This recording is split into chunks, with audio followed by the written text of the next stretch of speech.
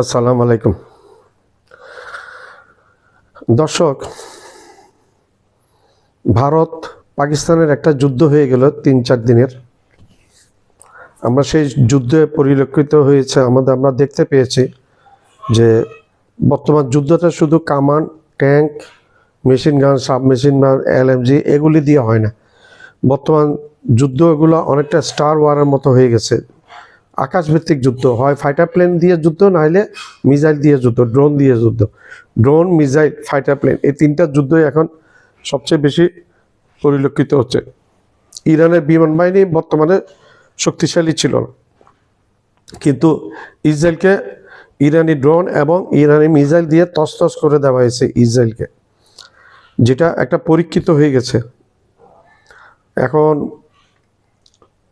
বাংলাদেশের কি অবস্থা? বাংলাদেশ তার প্রতিরক্ষায় কি করবে? বাংলাদেশের কাছে এখনও কিন্তু সেই রকম কোনো প্রতিরক্ষা ব্যবস্থা নাই। আকাশ প্রতিরক্ষা এবং বিমান বাহিনী অতটা শক্তিশালী না। বাংলাদেশের উচিত এখন প্রচুর পরিমাণে মিসাইল কিনে নেওয়া। মিসাইল কিনে বিভিন্ন অস্ত্র কিনা সেটা কিন্তু বড় সমস্যার সমাধান না। সমস্যার সমাধান হচ্ছে নিজ দেশে জয়েন্ট ভেঞ্চারে ফ্যাক্টরি নির্মাণ করা, যেখানে মিসাইল তৈরি হবে, যেখানে অস্ত্র তৈরি হবে, সেটাই করতে হবে বাংলাদেশকে। এবং ড্রোন তৈরি হবে, এই সমস্ত অত্যাধুনিক ইয়েগুলো যেখানে তৈরি হবে সেটা ফ্যাক্টরি বানাতে হবে বাংলাদেশকে। তখন বাংলাদেশ কিছু কিছু এক্সপোর্টও করতে পারবে।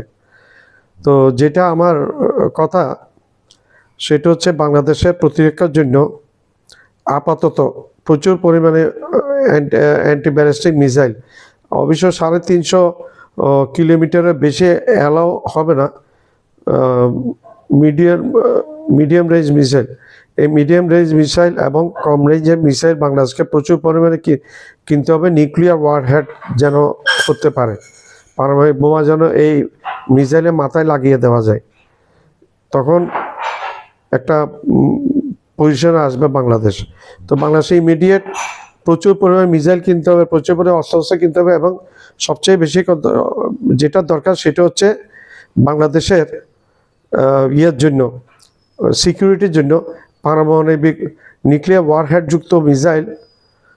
ওয়ারহেডযুক্ত মিসাইল বিভিন্ন রেঞ্জের, long range, medium range, short range, এইভাবে অন্তত 20টা মিসাইল, নিউক্লিয়ার ওয়ারহেডযুক্ত মিসাইল কিনে ভারতের বর্ডারের দিকে, বার্মা বর্ডারের দিকে তাক করে দিলে তখন ভারতে আব্বা আব্বা ডাকতে বাধ্য হবে এবং বাংলাদেশ বোঝা যাবে তখন একটি শক্তিমত্তা কিছু বাংলাদেশে থাকবে। তো আমরা দেখছি প্রচুর পরিমাণে গ্রামের ছেলে পেলে এরা রিসার্চ করে মিসাইল বাইর করছে, তারপর এখান থেকে অস্ত্র বাইর করছে এবং মেটাল বাইর করছে। এই মেটাল কিন্তু কাজে লাগে। তো নিউক্লিয়ার ওয়ারহেড যদি মিসাইল যদি বাংলাদেশ পাকিস্তানের সাথে চুক্তি করেও নিতে পারে, এখানে ডেপ্লয় করতে পারে আপাতত বাংলাদেশে, আর নাহলে চীনের সাথে চুক্তি করে ডেপ্লয় করতে পারে, অথবা সরাসরি লুকিয়ে কিনে নিতেও পারে। তো এইটাতে আমি আশা করি বাংলাদেশের প্রতিরক্ষার জন্য কিছুটা হলে যুগোপযোগী সিদ্ধান্ত হবে, যেহেতু বাংলাদেশে ওইভাবে প্রতিরক্ষা শিল্প গড়ে ওঠে নাই, এবং প্রতিরক্ষা শিল্পের দিকে নজর দিতে হবে এবং বাংলাদেশকে অতি দ্রুত অনেক অস্ত্রের মালিক করতে হবে এবং যেন নিজেরাই বানাতে পারে, সেই জিনিসটা আসতে হবে বাংলাদেশের। তাহলে খালি কিনে সমস্যার সমাধান দিবে এটা হবে না, কিনে সমস্যার সমাধান দিলে হবে। অন্যতম শক্তিশালী বিমান বাহিনীর অধিকারী মধ্যপ্রাচ্যের বিস্ফোরা ইসরায়েলের বাঘা বাঘা এয়ার ডিফেন্স থাকার পরেও প্রতিদিন এয়ার ডিফেন্স লেয়ার ভেদ করে ইসলামী ইরানের মিসাইল বৃষ্টি ঘটেছে ইসরায়েলের শহরে শহরে। ইসরায়েলের গর্ব সব মাটির সাথে মিশিয়ে দিয়েছে ইরানি মিসাইলগুলো। এমন নজিরবিহীন ঘটনা ইসরায়েল ওর গোটা ইতিহাসে কখনো দেখেনি। এখন সময় এসেছে বাংলাদেশের কয়েক রেজিমেন্ট কৌশলগত ব্যালিস্টিক মিসাইল ক্রয় করা, যেগুলোর রেঞ্জ 300 কিলোমিটার থেকে 700 কিলোমিটার রেঞ্জের মধ্যে হবে। যদিও বাংলাদেশ এমটিসিআর এর সদস্য নয়, তাই 300 কিলোমিটার রেঞ্জের বেশি ক্রয় করা আপাতত পসিবল নয়। আর 300 কিলোমিটারের বেশি রেঞ্জের মিসাইল কোনো দেশই বাংলাদেশের কাছে বিক্রি করবে না, এটা আন্তর্জাতিক আইনের পরিপন্থী। সাধারণত 290 কিলোমিটার পর্যন্ত সবাই বিক্রি করে। এর বেশি রেঞ্জ চাইলে জয়েন্ট ভেঞ্চারে নিজেদের দেশে তৈরি করা ছাড়া কোনো উপায় নেই। বাংলাদেশ যদি আপাতত কয়েক রেজিমেন্ট ক্রয় করে, তাহলে কৌশলগত শক্তি অর্জন করতে পারবে, যা বাংলাদেশকে যুদ্ধের সময় একটা বড় অ্যাডভান্টেজ দেবে। সেই 2018 সালে বাংলাদেশ সেনাবাহিনী 1 রেজিমেন্ট টাইপে MLRS বা শর্ট রেঞ্জ ব্যালিস্টিক মিসাইল কেনার জন্য অফিসিয়ালি ইভালুয়েশন নোটিশ জারি করেছিল। এসব মিসাইলের চাওয়া হয়েছিল 280 কিলোমিটার। এরপর অনেক গুঞ্জন, অসমর্থিত সূত্র অনুসারে বাংলাদেশ সেনাবাহিনী নাকি টাইপে MLRS এর আওতায় বোরা খান মিসাইলও কিনেছে। তবে এর বাস্তব কোনো প্রমাণ এখন পর্যন্ত পাওয়া যায়নি। আগামী 8 তারিখে বাংলাদেশ সফরে আসছেন তুরস্কের ডিফেন্স ইন্ডাস্ট্রির প্রধান হালুক গরগুন।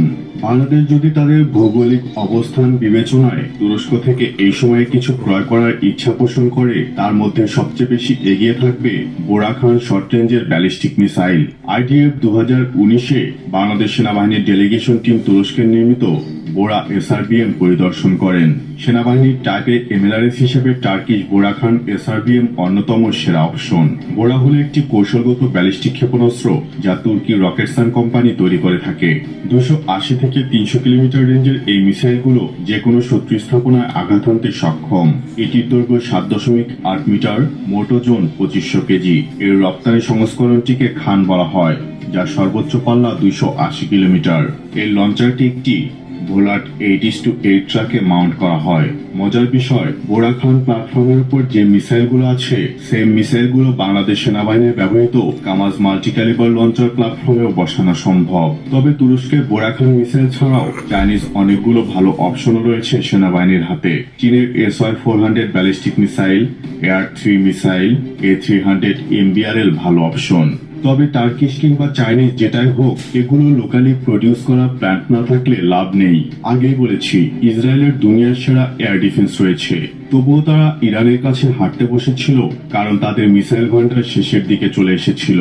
আর এর মধ্যে USA না ঢুকলে ইসরায়েল একটা বিশাল মারা খেয়ে যেত।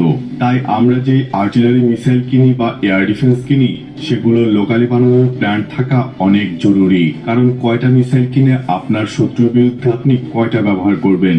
তুরস্ক বাংলাদেশের সাথে যৌথ উৎপাদনে যেতে আগ্রহী, হয়তো সামরিক দিক থেকে আমাদেরই আগ্রহ কম। আপনার কি মনে হয়? জানিয়ে দেবেন। আমার চ্যানেলটা লাইক করবেন, সাবস্ক্রাইব করবেন, শেয়ার করবেন, বেল আইকনটা প্রেস করবেন।